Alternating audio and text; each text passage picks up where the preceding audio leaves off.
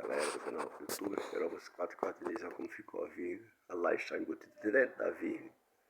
Agora a gente vai dar sequência, tirou o escoramento, vamos dar sequência da parte do chapisco, que já fez chapiscado. Vai ser rebocado o teto. As vigas ficou tudo com 30, mais 15, a gente levantou a ferragem. 15 para a ferragem, a laje entrar dentro da ferragem. As vigas muito boa.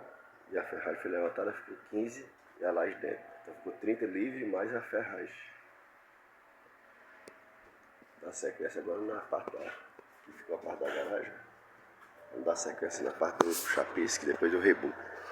Então, se você não for inscrito aí, se inscreve aí pra você ficar por dentro do passo a passo aí, ativa o sininho, ficar por dentro das notificações. É isso aí, galera, até o próximo vídeo.